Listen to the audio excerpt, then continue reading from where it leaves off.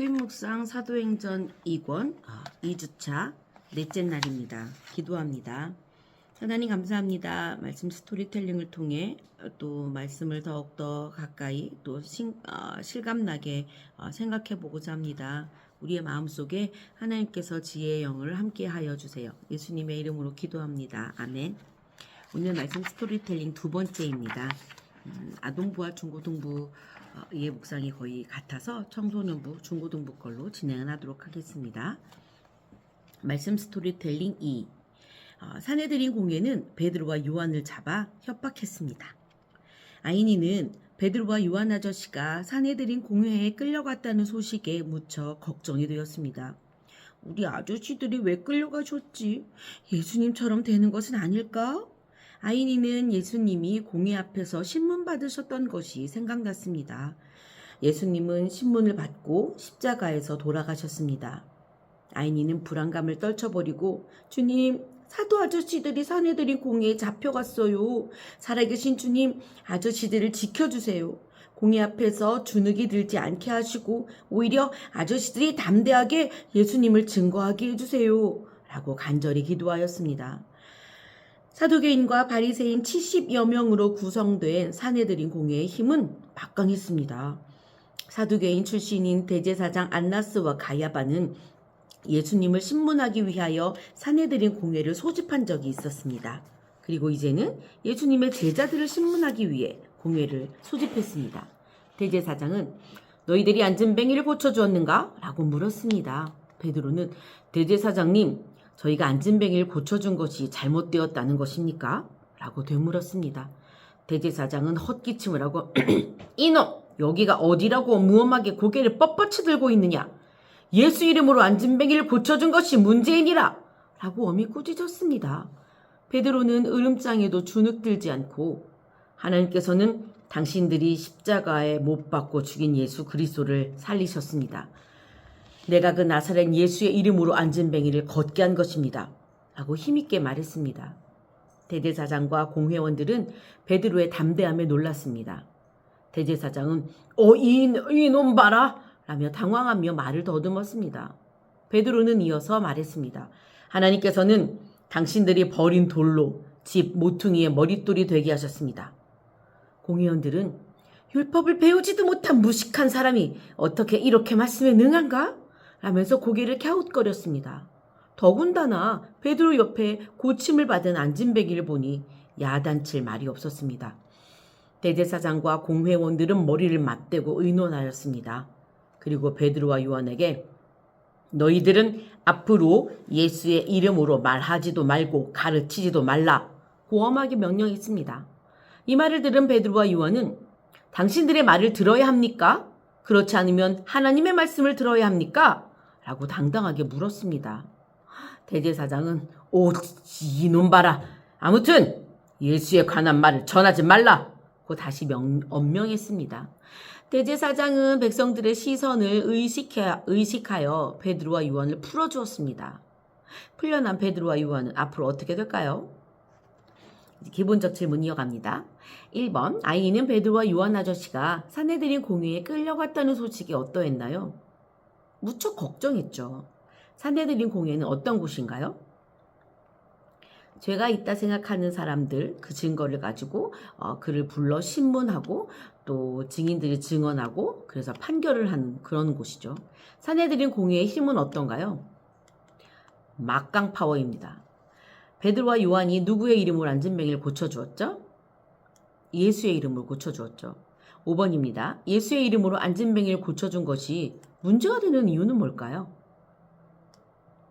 사내들인 공회가 이전에 소집되어 예수님을 죄인으로 규정했거든요.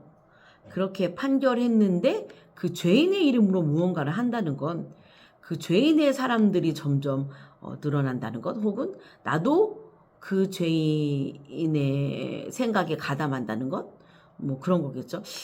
네. 그러니 반기를 드는 것 같지 않겠습니까?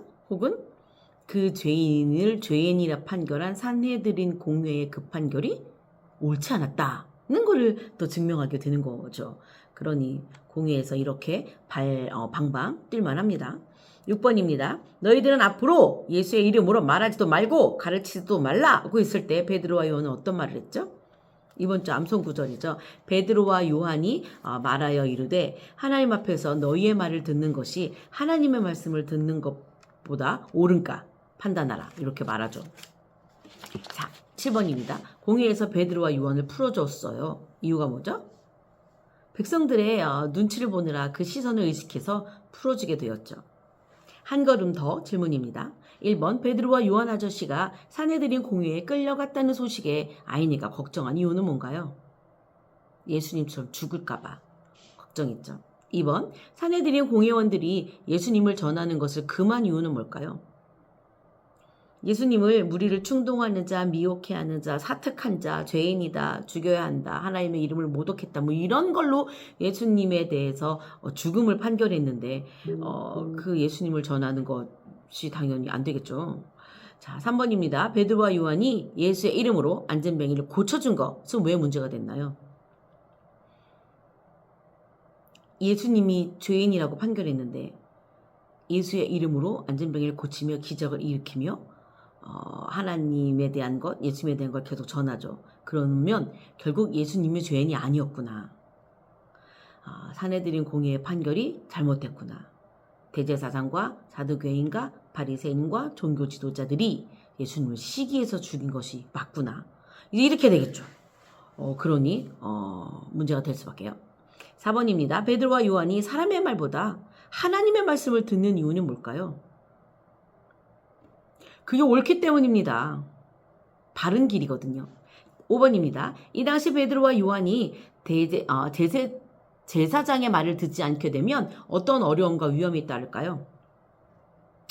잡혀서 계속 괴롭힘을 당하겠죠. 그리고 막 거짓 증인들이 막 이렇게 나서면 자기들이 이제 또 사특한 무리, 백성들을 미혹해 하는 자, 예수님이 썼던 그 프레임을 그대로 쓰게 되겠죠.